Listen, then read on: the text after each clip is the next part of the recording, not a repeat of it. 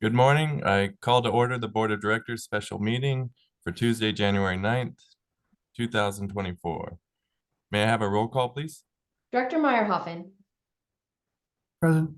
Director Duff, Here. Director Martin, Here. Vice President Griffith, Present. President Sewell. Here. Thank you. We have quorum. Thank you.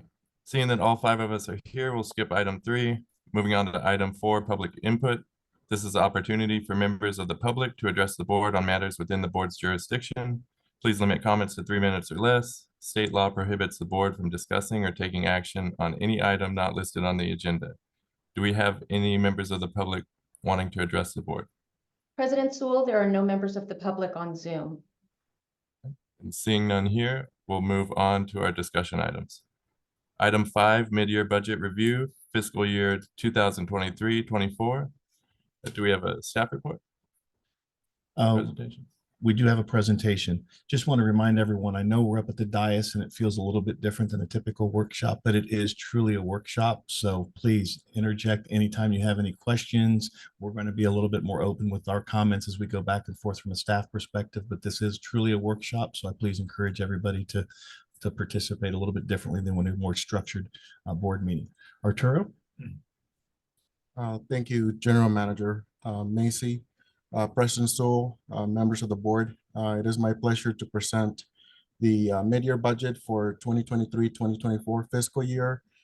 It'll be a summary of the information that is in front of you in a presentation mode, just so that we can cover the most important items in the requests from employees, and also any other changes that we made from the original budget that you have already reviewed throughout the year. And if you have any questions, I can go back specifically. Otherwise, I'm just going to cover those that are changes from the original budget, so that it's pretty specific. So in previous years, this sheet was a 3-line item.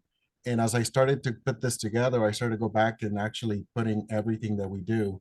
And I'm sure there's a lot that is not in here between the transfers and everything else. It is a pretty extensive process that we start in January with any new laws that change that affect budget. We have to make sure that we track those, including any payroll related items for changes in taxes and all of that. We have to keep track of all of that throughout the year, starting in January. In February, we start sending out the information to the managers to start reviewing their budgets, and also to start looking at what has changed throughout the year that's going to make a huge impact on the next year. In March is when the work begins for all of the managers. And including March, we also have the employees meet to discuss what the requests are and any changes that they're asking for the following year. April is when we look at the consumer price index for the COLA request that happens every year. And obviously, we start meeting in June with the board. We're going to do this a little bit different in the upcoming year so that we can get some of this information to you ahead of time, and not wait until June to start the discussions with the board, especially because of the strategic plan that's coming up. It's going to be important that we cover a lot of those items. And finally, basically in July, we apply for the distinguished budget presentation, which we got for the first time this year. And it ultimately ends up in January when we do the mid-year review. It's 6 months. We have a good picture of where we're heading the rest of the year and what's been happening, so we can make the changes that we need. Seldom we do bring it up in April or June to make some additions, depending on major changes. Last year we had the in the sewer department, the changes to the sludge removal that we had to come back to the board for. So you'll remember some of those items. The original budget had no revenue growth predicted. We had the final increase of the current rate action was on January 1st, 2020. There were minor changes to titles in the classification plan, 4.2 COLA and bilingual pay increase approved by the board. The net income amounted to 71,286,125, with capital improvements of 148,628,540. of which 77,159,465 was expected to be expensed in 2024. And you'll see later on where that amounts are in terms of where we are in the year. The changes to the mid-year budget requested increases net income to $73 million, 115.64. Primarily the $3 million with related to the Skyborn project that we received that was not budgeted for in the previous budget. Expenses in operating of a little over $1 million, including one contracts analyst position that has been approved in the process of getting filled. Half of the year amounts to $64,262. Capital improvements did go up, and you'll see why in a few minutes, to $150,554,271, with an increase in what is expected to be spent in the year. There was a couple of changes up and down, but you'll see the main reason for those increases. Is there any questions so far up to now? Let me just add that while you're looking at these numbers, this is not our operating budget. This is our capital budget. And the reason that you see the yearly totals in the 70 million range is because of the grant funding that we're receiving for the wastewater treatment facility. So yes, our operations are not $78 million. I just want to make sure that we were clear on that. Right. See, the increase requested for this budget is $64,000 for that contracts analyst. The asphalt that has been, we have had several projects going on, increasing 50,000. Pest control and wastewater, 52,000. Collection system emergency repairs, 23,000. And I just want to clarify that a lot of these, the main reason for that they're requesting is they've already spent some funds in these projects, and they're now coming back to refill those budgets because of unexpected things that came up during the year, such as the emergency repairs. We have started doing an RFP for a consulting for grants contract. They request of 40,000, administrative support of 165,000. This is the temporary help. Studies, plans, and updates, 734,000. This is more of an administrative, actually, an adjustment that needs to be made. In last year's audit, it was discovered that we have a lot of studies, plans, and updates in our capital improvement plans. A lot of the times, if you have a plan and immediately have a project, you can tie that cost of the plan to the project itself. Because our projects tend to go a little bit longer, we cannot say that, because at the end of the day, we always have to come back and do a study and an update for those studies. So it ends up that we have to expense them. We took a lot of the expenses that we had for the water and sewer master plan out of capital and put it into operating. And now we're going back to basically adjusting those amounts. Most of it has already been spent. The amount that has been requested for this year to finish those projects has been roughly 145,000. So that's the majority of that, 734. The supplemental environmental project, this was brought to you in September. It was approved of 250,000 increase. It was never updated in the system. So now we're coming back and actually make that correction.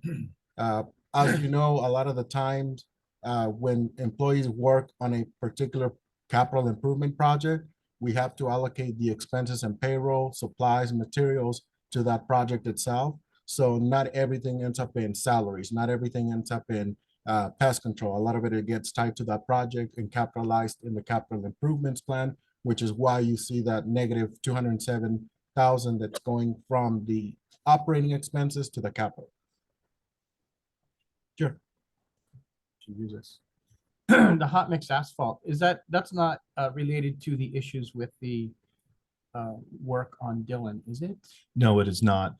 We had a lot of temporary patches that we are turning into permanent patches. We've been working with the city a lot more closely on pavement repairs, and we've just accelerated some of our replacements. A lot of times we'll have a leak or something and we'll be able to put a clamp on it, but we want to come back and do a better repair and we may not have those tools.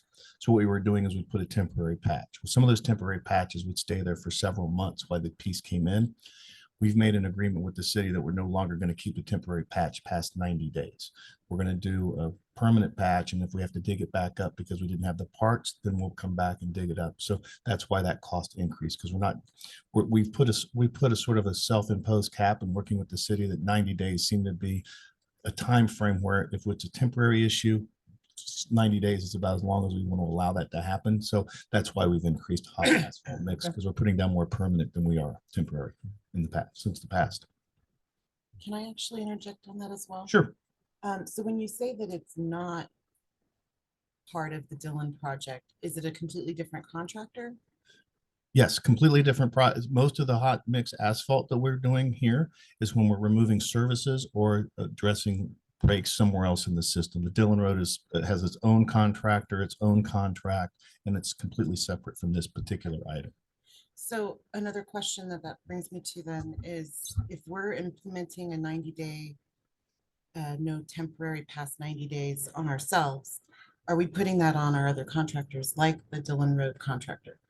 It depends on the size and the complexity, but I believe on that Dillon Road, we have asked them to, I believe the term was they started doing a lot of the patch in December, and it was going to go until March, but I think we've changed that in most of those areas, especially the intersection at Dillon and Palm. It's interesting that project goes with traffic, not against traffic. So there's not a lot of issues going with traffic because the pounding of the pavement isn't creating a speed bump, either a depression or a hump or anything like that. But that is going to be a problem at Palm, and why we did go ahead and put the permanent at that location. So yes, that we are trying to implement that in our, not only in our design, but also when we get an encroachment permit with the city. Yeah, we've gotten so many complaints from residents about that particular construction area that I just want to make sure that we are holding that contractor accountable and making sure they are keeping up with that the same way. Thank you. General Manager Macy, I know that the temporary patch thing's been a problem for 20 years or so. The council member Pai, who's the liaison to there, mentioned that about a year ago now. And she asked me if I remembered about the problem. And so I thank you for getting that down to a 90-day period. And I appreciate the water district working with the city and getting that taken care of. It was a joint effort, but thank you.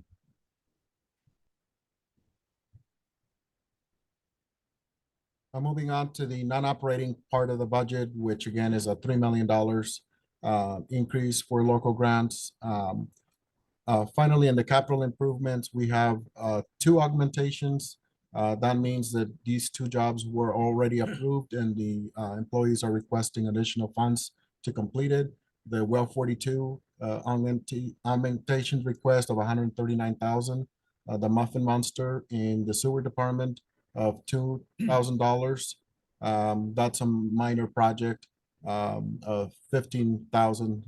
They require an additional $2,000. New jobs that we need to clean up and also add to the capital budget includes the energy conservation and efficiency plan. And finally, the Hillary storm projects. These were the projects associated with the storm, the 13th Avenue, 100,000, Thomas Drive, 105,000, Indian Canyon, 230,000, Little Morongo, 30,000, and Mission Lakes of 650,000. What's the Mission Lakes one? I wasn't aware of that.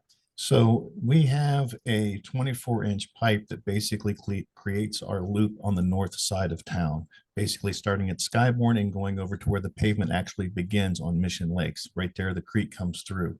That entire area got washed out and it exposed our 24-inch pipe. We thought it was a 24-inch pipe, but it's actually the casing pipe. It's a 42-inch casing pipe. So for us to now lower that to make sure that we're under the new scour depth, we have to remove the 42-inch casing pipe and the 24-inch pipe that is there and lower all of that almost 8 feet to make sure that's under the scour depth. So, and it's a relatively long area because that area is so flat, and that's really the first impact of the storm or the water coming down the hill. So because it wasn't exposed and it didn't create any issues and there was no service interruptions, you may not have heard about it because it wasn't an emergency item. However, it is something we have to address because the pipe is, at least the casing pipe is exposed. And will we be able to get any? FEMA funds? That's exactly, yes. We're working with the Corps and FEMA and Cal EOS to try to get that fund, that paid for through the process. Before Mission Lakes, there'll be a disruption with their, Actually, no, there should not be any disruption during construction. That loop really just fortifies the entire north area. They'll still be able to get their water coming from the east, if you will. This is basically, and also Skyborne. If you think of the 34, 35, the wells we have in that area, those wells actually push the water to the other way, but we can provide it from the east as well. It's just a reinforcement to bring everything, all the wells in the north end together. So from that perspective, I don't believe that they will see any impact when we're replacing this pipe, only because our system is that robust in the north end. We've worked very hard to make sure to find the open and closed valves going down Mission Lakes coming from the east. There used to be 2 wells, 28 and 30, that used to feed that particular subdivision. Those pipes they've been replaced, or in the process of being replaced, by 34 and 35, and operational issues at Terrace Booster Station that pumps it up the hill to those locations. So we don't think there'll be any impact in Mission Lakes. All this area is in, as we talked about, a floodway now that is outside of any pavement. So you're not going to have any pavement disruptions or anything like that, but it is something we've got to address. okay, thank you. I can't let you move on until someone tells me what a muffin monster is. Sorry. I think so too, but I have to ask. Basically, when the effluent pump station takes out a lot of the grit, then there are still some things that have to be chewed up. And I will use chew up. It's basically 2 gears that combine together and spin together. And that gearing action was able to basically take a broomstick and put it to nothing. I think the actual test for the muffin monster we have is probably a 2x4. If the 2x4 gets in it and gets that far through our system, that will tear it up, and then it'll allow us to take it out in other methods. But that muffin monster serves as an integral process of trying to chew up the stuff before it fouls anything later in our process. Is that the official name of that particular? That is the official name of it. Yes, it is a muffin monster. Wow. And it's just what you think about. If you think about the whammies on, I forget what the game show was. It's that same little face, if you will, that's actually on their logo.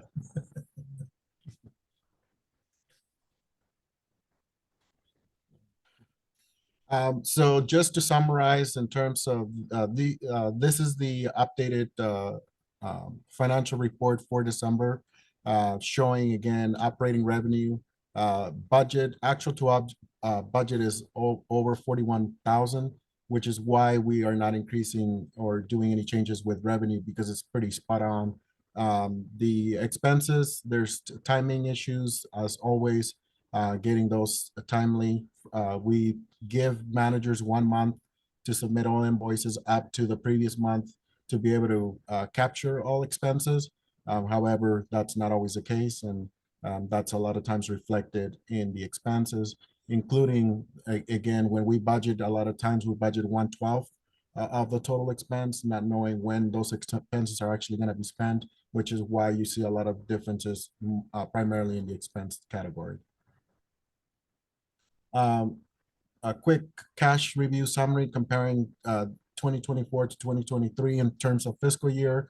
We are sitting at 47,597,000 compared to previous year of 36,946,000. And again, primarily the difference is that $15 million grant, the $15 million loan with Wells Fargo that we took out in January of 2023.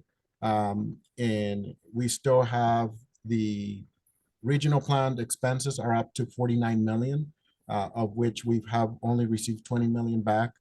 We have a second grant approval submitted now, and that we're waiting for an additional that is going up next quarter of roughly $12 million. That's the majority of the differences. So so we have 47 million now, but if you add in the 19 million that we haven't gotten paid and then subtract the 15 million, okay, that's where the balance is at. Again, I'm not going to go into the totals, primarily the major differences, comparing the operating budgets and non-operating budgets. You see a lot of the changes happened from those requests in addition to salaries. After looking and reviewing the trend of the payroll and where a lot of the employees' time was being spent, we did make some changes primarily to that board of directors line. We had the previous general manager budget almost 100% of his time going to the board of directors, and obviously that's not what's happening in terms of where they're spending their time. So that was reallocated to administration and pretty much throughout the other departments as we needed to. You see that increases again in the excuse me,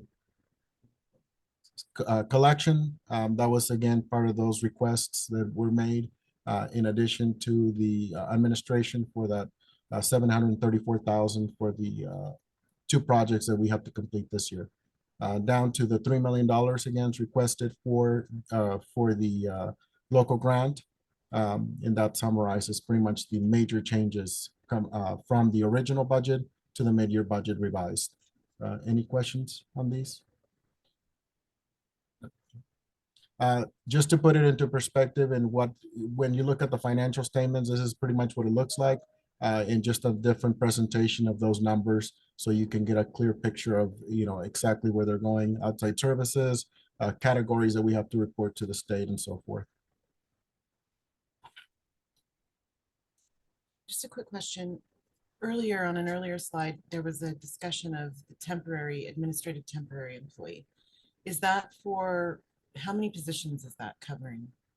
I believe it's two, but it's two in addition to a few that we have already in place that we need to augment because we're keeping them a little bit longer than we thought. So it's roughly, I believe we have around 7 temporary employees, but 2 additional that we're requesting to bring along. Okay, thank you. And so that leaves us to talk about the capital budget appropriations. And again, I am going to highlight the major items. That first highlighted yellow is the well 42, of which 139,000 is being requested. The supplemental environmental project, again, we're cleaning it up by adding that 250,000 that was added in September. The Muffin Monster of the $2,000 added in the middle. And then finally, the last 5 projects are those associated with the Hillary storm of roughly $1 million. In the bottom, we show pretty much what was expected of 2024, what's going to cover with grants, loan proceeds, of which we've already addressed, and the expected cash flow. We're actually expecting to get cash into the district, not going out, based on the type of projects we have going on so far. And you can see through December 31, 2023, spent on a lot of those projects is 62 million. A lot of these are for projects that are 100% completed. They just need to be removed, waiting administrative changes that need to be made and approvals. But otherwise, all of the projects, it was only like 1 or 2 projects that went over budget, but those are being addressed with the requested budget increases in this year, in this budget. Could we talk a little bit about the increases to the well 42 near existing well number 22? Yes. Can we get a little more of an explanation as to, because am I correct that we budgeted 4.6 million and we've spent that already and they need the additional almost 140,000? Yes. So when that project started construction, we thought that the well would produce, I believe, somewhere around the well 22 is somewhere between 1,200 and 1,700 gallons per minute. When we tested that well, we got a lot more production out of that well than we anticipated. So what we did is we issued a change order, which was within the existing contingency, to get a bigger pump so we could pull more water out of that area, get more bang for your buck, if you will. What we didn't realize is when we made that decision, it was going through the COVID process, and because of supply chain issues, that pump, which was supposed to take 6 months, has taken almost a year and a half, because then it also kicked, we had to change out some of the motor control center as well. So a combination of those two things with the supply chain issue extended that contract. And that extension is why we're asking for additional funds, because a lot of the pricing has gone up, and we have to remobilize that contractor to come back. If you've gone out to that site, and I know some of you have, because we've had a couple of tree issues, we've had a couple of fencing issues. Somebody drove through it a couple of weeks ago. From that perspective, that pad has been elevated with a bunch of weird looking pipes coming out of it for 18 months. And the reason is because we basically told the contractor, until we get that pump and put it in the hole and then start building around it, there's no reason to put the building on top of it and complete everything else. So we made a conscious decision to basically realizing that we'd have to mow and demow, because there was no reason to put the building and everything in there, knowing that you had the column, the piping, and all the pumping that goes with it to do after the fact. So that $140,000 with 139 is actually for that purpose, to remobilize the contractor and finish that contract out. And how much is left on the contract unpaid? Based on what we're seeing here, it looks like it's $1.5 million. Okay. Thank you. I have a question. You say your car went through the fence? A car, not my A car, but a car. A car, yes. yeah. How close did it get to the equipment after it got past the fence?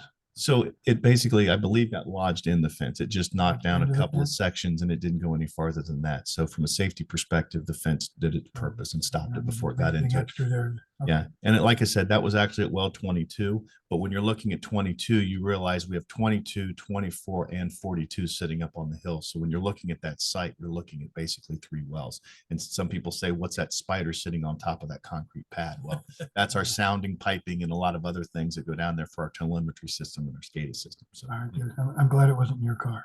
I'm glad it's not a spider. Yeah. it's a pretty big spider if it is. And with the new pump, what are we expecting it to produce? I believe it's 2,200 gallons a minute going in one direction. And then it will also give us the ability to pump all the way up to Mission Lakes, going up Little Morongo at a higher elevation. But I believe even that's supposed to be around 1,400. So typically these wells go to Terrace, and then get pumped up from there to go up to Mission Lakes. But we made sure in this particular case to repipe some of those areas so we could go both directions. And we're also going to be put automated valves there so we can make that decision without actually have to going out and manually turn them. It gives us a lot more flexibility. But since we've talked about it before, when we start doing the construction, that 24-inch, that well we really like to have that well there, because between that and 22, both of them have enough head pressure to get it all the way up to Mission Lakes and sort of relieve us or give us a secondary line going that far north.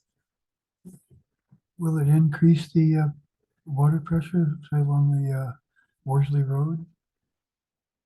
No. So Okay. when we're taking that, when that section is removed, that pressure will still be being provided by the wells that are doing it now. Okay, Basically, Worsley's on the west side, and we're going to be removing that section of pipe from Skyborn east. So we're not getting any flow coming from that direction. So there should not be any impact to the pressures up there. it's a shame, but thank you.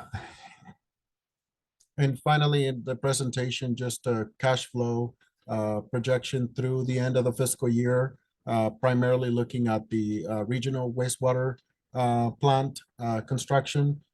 In the past, this graph was a little skewed, primarily because the timing of some of the cash flow that we were expecting, the interest rates, as you know, are getting better. And so the interest getting paid to the district has increased for the investments.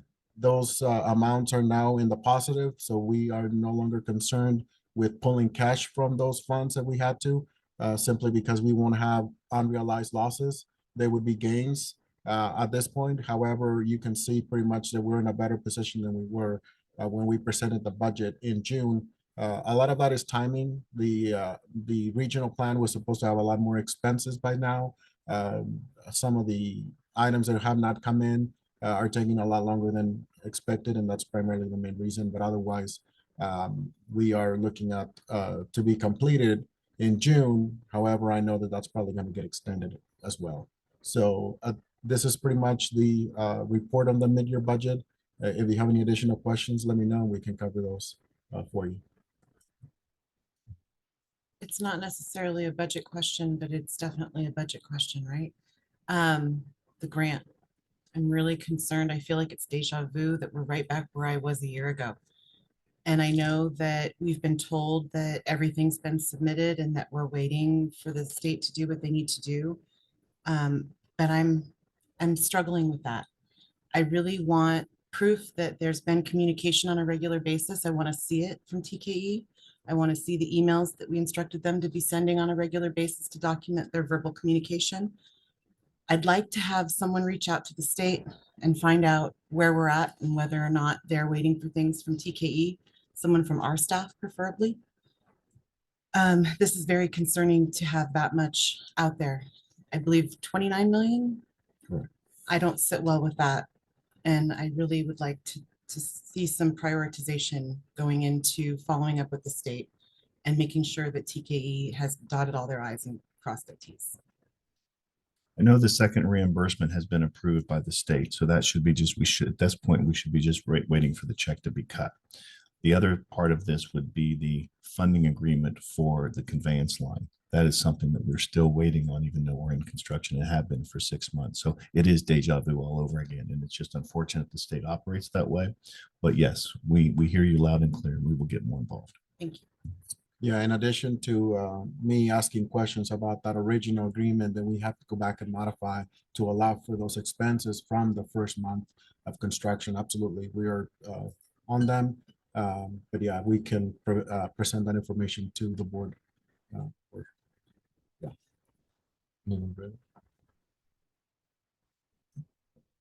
Thank you for the presentation. Thank you. We'll move on to item 6, draft strategic plan discussion. Do we have a presentation for that as well? Just hold it and just hand it. Yes, we have a short PowerPoint presentation. Presentation.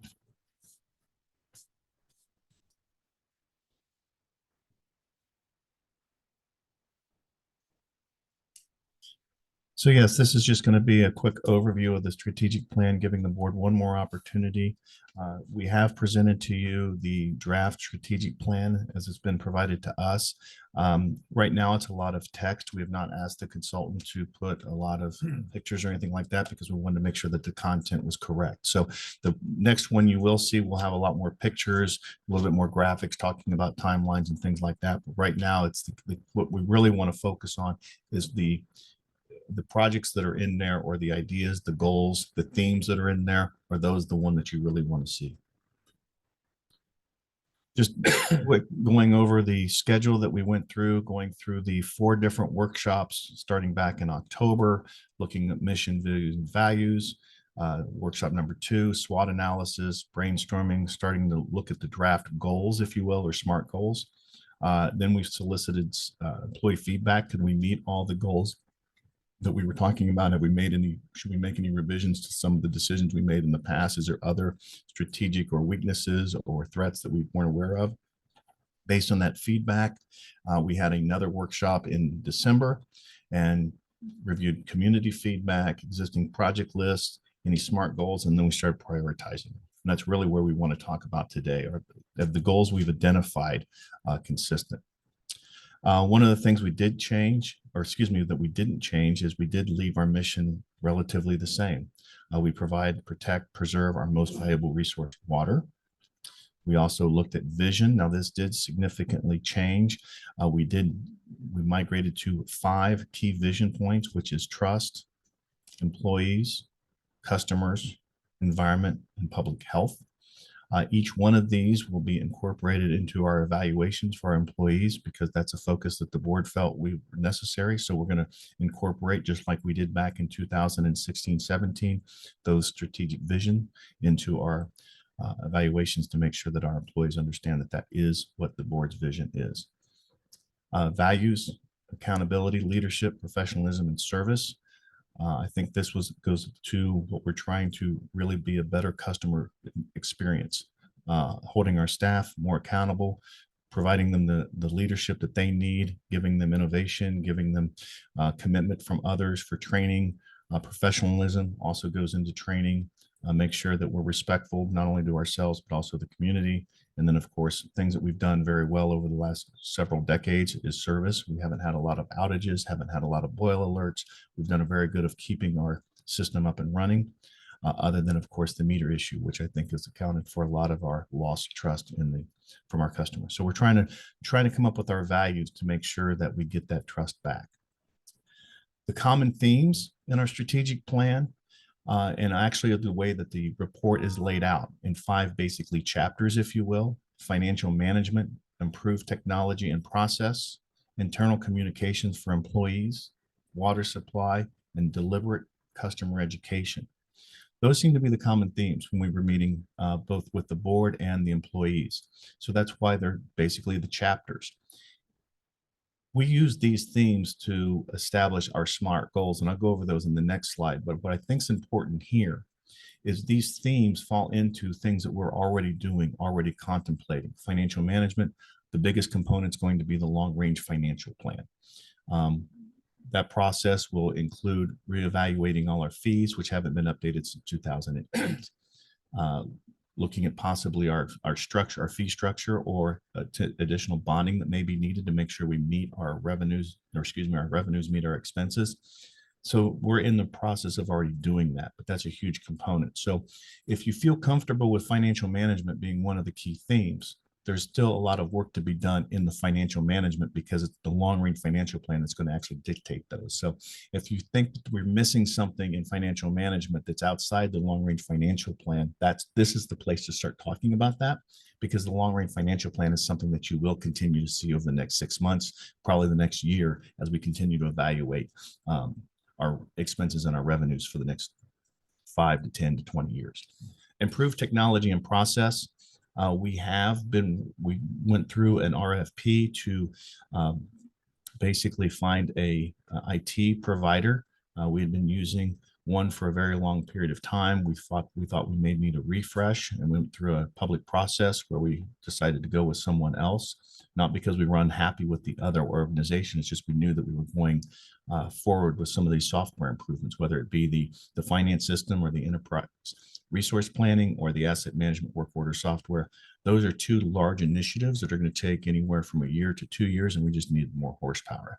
So again, those specific projects, we'll be working with the board to make sure that we meet both our needs and the board's needs. But when you're looking through that section, make sure that some of the themes that you see in there and some of the requirements, that the overarching, the larger 25,000 feet things are listed in this, because that's what we're going to base some of these decisions on. Internal communication for employees. One of the things we heard, create an intranet. We're starting to do that right now. Always going to be doing training. We do a lot of different trainings, but I think we're going to try to do these trainings a little bit more different, and just making sure they can do their job, but can they do their boss's job? Trying to increase the leadership and the breadth of knowledge that we have internally. Water supply, we've talked a lot about the master plan, the wastewater master plan, recycled water, stormwater catchment, regulatory compliance. Those are all part of water supply, but we don't have 5 specific goals. We have one goal that is going to touch on one of those, not all of those. So again, just because we don't have a goal specific to them doesn't mean that water supply doesn't include all of those in the strategic plan. Deliberate customer communication, or excuse me, education. We're going to increase our outreach and engagement. One of the things we're going to start doing is bringing experts in on a monthly basis, much like the Water 101, but instead of being about us, it's going to be about regional issues, whether it's the Salton Sea or Colorado River. We're going to start bringing in experts to help our customers better understand some of the things that they haven't seen in the Water 101. And then, of course, the customer portal. We implemented that several years ago. We've still been struggling with some of the just technology issues that we've had with the software. We're going to continue to work on that, improve on that, and then make the decision whether we want to move to another portal and clean it up even further. But regardless, whether we stay with the company we have now or go to another one, we're going to make sure that our customer experience is always improving. So based on those themes, we did come up with 6 goals. And this is really what I want to touch on, because these goals are what we're going to focus on first. Now, some of these we're already working on. Talking about hiring or designated a qualified individual to manage a grant program. You heard in our mid-year budget, we talked about adding a consultant. Right now, we've been managing our grants sort of by a variety of different people, and all of them coming together at one time and saying, hey, what's going on? We never really worked collaboratively with the city, knowing that the city wants to expand some of their development opportunities. We're doing that now, and this person would be part of that process. So we're going to try to find one individual that can manage our entire program and be a little bit more efficient with it. Staying with financial management, the financial plan. We talked about that before, that being really the biggest item in the financial management, but the financial plan is a goal. So those are the 2 things from financial management. Improve technology process, identify and address workflow inefficiencies, and implement technology solutions. In reality, we want to know what's broken. So when we start getting these software packages, we implement our new workflows into that new software. So the software alone will make us more efficient, but also cleaning up our own workflows will make that even more efficient. Internal communication for employees. We really truly believe that the construction of one campus, the Critical Services Center, will foster increased collaboration. We won't be spending so much time going from one building to another, or trying to run from one building to another to catch a meeting or things like that. We'll a lot more internal communication. It will be easier. It should build morale. There's a lot of positives that come from that. And frankly, some of our buildings needed a complete overhaul. Water supply. This is going to be just continue to evaluate and present viable options for implementation of a diversified water supply. That is a very large overarching goal. And I think we established it for that reason, but keeping in mind of all those things that we mentioned, whether it be stormwater catchment, the water master plan, the wastewater master plan, recycled water, that all goes into goal number 5.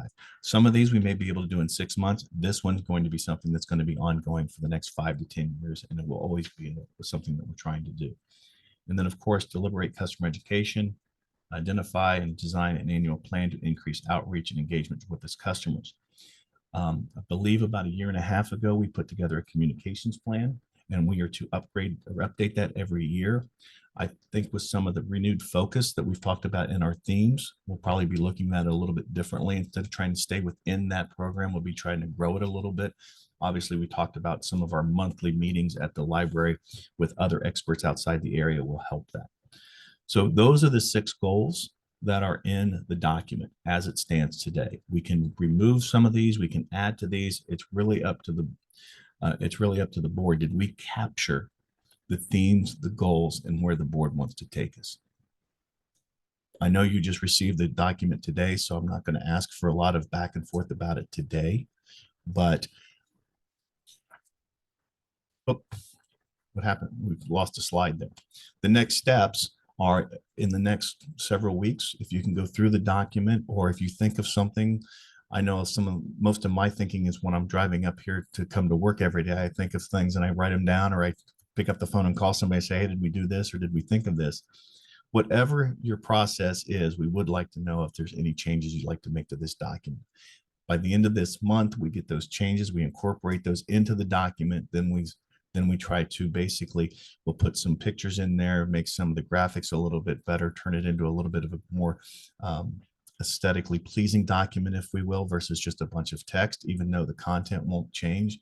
And then we'll bring it to the board in February for receive and file and adoption. So that's really where the strategic plan is right now.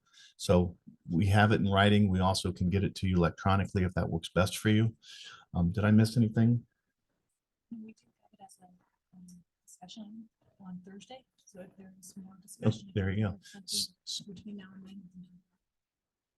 But again, if anything by the end of the month would be more than useful for us to make it the February deadline to bring it back to you. And if we get to February and there's still changes we want to make, that's okay too.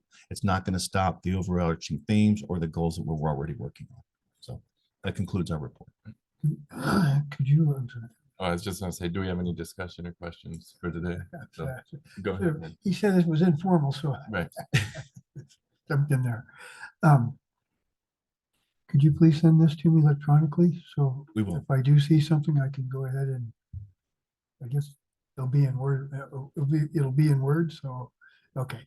I can just add to it and send it back to you, make it a lot easier than me scribbling here. That'd be great. That'd be great. Thank you. Director Dunn? Vice President Griffin? Great, thank you very much. And moving on to item 7, MSWD Board Handbook discussion. So this particular item was asked to be placed on the agenda, I believe, just to go through the document and see if there's any comments that the board has. We can simply scroll through the entire document. It is brought up and we can go through it. If there's any specific comments or any discussion items, it's really any issues that the board had, so we can respond to those and then make any appropriate changes. As you see in if you see our agenda for next week, there were some other updated changes. We know we're going to have to update. There were other changes that we made to policies, procurement, and things like that because we had to make those changes as cleaning up and going through the board compensation. Much like the strategic plan, there are going to be changes in that document because some of the vision and values is in this document. We're going to be having to update it anyway. This would be a good time to capture any of the board changes we'd like to see or any changes the board would like to see at this time. Go ahead. My comment was going to be just leave well enough alone, but apparently he's gone past that already. So We are going to have to make some changes because the vision and the core Oh. values, which is section 3.01 and 3.02, are going to change with the strategic plan. And the reason why I said that, because apparently nobody signed it anyhow.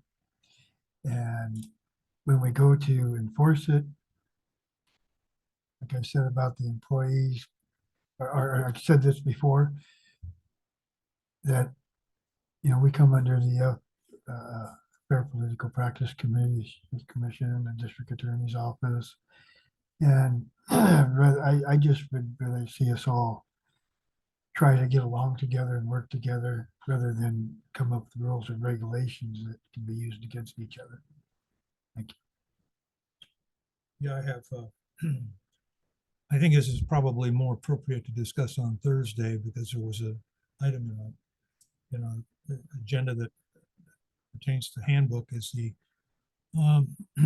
is the compensation for board members attending affiliate events. And if that affiliate agency or entity pays money on there, then you are not allowed to get one stipend from here, nor are your expenses covered.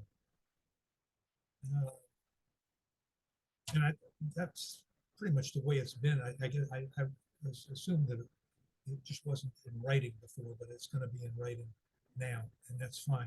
The only question I have is some of the affiliate organization, one member of the board has been selected to represent the board and is the only one compensated to participate in that. I believe Greater Coachella Valley Chamber of Commerce is one. President Sewell is the designee for that. However, they do not pay a stipend back to him. My question is, in the past, that even though we did not receive a stipend, we still got the expenses covered, i.e. if there's a fee associated with attending the event, to pay for a dinner or whatever, the water district picked that up. And in the past, mileage was also reimbursed for going to that event. Is that still going to be the case? I believe the way it's worded now is basically we wanted to put in writing that you couldn't get compensated twice by two different organizations going to the same meeting. So if you're not getting compensated for mileage on one meeting going to wherever that may be, and it's still a district function and you're on that committee, I believe the mileage would be compensated. Okay. I may be incorrect by the way I've interpreted, but I believe that was the intent. I've been paid for mileage on any event. And it so happens, except for those where I get a check. I don't collect that. The tribe pays me a check. The CVAG pays me a check for participation. I think that's the only two that I get a check from. So, But I just wanted to make sure that, though absent those, that we would still be covered for mileage. Just kind of point of order, that's an agendized item that we're gonna talk about on Thursday. And Well, it's part of the handbook though, and that's a discussion. that we're I discussing. don't think that it is part of the handbook. That's a specific policy, not part of the handbook. Well, you had a part of the handbook where you're talking about you cannot receive compensation or any expense if from the water district, if you get a compensated from that entity or that organization. That's what I'm talking about. Right, but that's a specific policy. Right. It's not in the handbook. That policy was never incorporated into this handbook. Okay. So, but the nice thing about what you talked about is when JP is here, because he is the one that drafted most of the language for that change to that ordinance, he'll be here on Thursday and be able to address that. Okay, that's Anything further? In regards to just general handbook issues, so it's always, this was a really strange document when I was first elected to go through, and I can understand what Director Meyerhoffen is saying in that he would like us to not have to have rules written that dictate the procedures, but unfortunately in the world we live in, that's something that we do have to do. And there's a few issues in here, and I don't know if it would be better for me to email them or what have you, but just as a couple, on page 6, it talks about the president of the board's role and how he acts as a ceremonial head. But then below it says that he with the general manager can put things on the agenda. But then when you go further, it then says that any director can put things on the agenda through request of the general manager. So I think that there's some codification that needs to take place so that it's clear to the board and future board members that any board members can add things to the agenda with or without the permission of the president. And I don't know how we can codify that, but I think that's important. In our current board, it hasn't been that way, but with the previous general manager, it was very, very difficult for me as a new board member to get a particular issue on the agenda that he continued to refuse no matter how many times I had requested it. So I think that it's important that the directors have in writing something that backs them up, that gives them such authority. And so I just would hope that we could discuss how to go about doing that. That was my main concern in as regards to that. The only other concern I had, and I think it kind of lends to what Director Meyerhoffen was saying as far as not signing it. There was a large portion in here, I'm trying to find it right now, sorry, that talked about the communication with ratepayers and that the elected officials would not communicate with ratepayers and would refer them to staff immediately. As an elected official, I represent ratepayers and I will always be available to communicate with them. And I don't think this document should dictate that we are not allowed to. So those are my only 2 comments. Let me make something very clear here. As a second generation Marine, I'll tell you that rules and procedures are exactly what we need. What we don't need is some of the stuff that's in here that says that the board can take disciplinary action against another director. What we don't need that is in here is saying that we can't say something about the another government agency. I don't know if you remember, but during one of the strategic plans when it was held here, I clarified that by saying that, yes, we should be able to go to the council and say something about what's going on. But at the same time, we should really be using caution because we are elected officials. We're 5 out of 10 people running the city. So we have a lot of weight when we go up there and say something. And we need to really be careful of how we say it and how we present it. And as citizens and residents here, we do have that right. So yes, we should be able to, but at the same time, maybe we should put in there that caution needs to be used. So Yeah, we do need rules and procedures. We do need that, but the parts in here where it gives the authority to the president and the vice president to bring disciplinary actions against another member isn't necessary. Thank you. So it seems like we have quite a few concerns, and I don't know if, I mean, today is a workshop, if we're wanting to go through this page by page, or if that's something we're wanting to do after the strategic plan, since we'll already be making changes. But it definitely seems like the handbook is something we all want to redo. So I don't know the best route. If this is something to put on the workshop, maybe in March after the strategic plan, to really go through, and in that gap of time, we can go through it on our own and kind of choose the sections we want to see changed. That makes, thank you, President Sewell. I think that does make a lot of sense, whether the board decides to send all of those comments to you or sends them to me. Regardless, we'll put something together, and at a workshop, we'll bring up those specific items, and then it'll be a little bit more of a structure, more of an agendized type of thing of this issue, this issue, this issue, versus just basically right now, it's, hey, does anybody, where are the areas? Once we get those areas defined, then you're right. Then I think the conversation will be a lot more fruitful. So maybe that's a very good idea, bringing it back in our workshop in March. And if the board, again, I don't want to step on the president's, whoever wants to pull together or receive all the comments, it can come directly to me.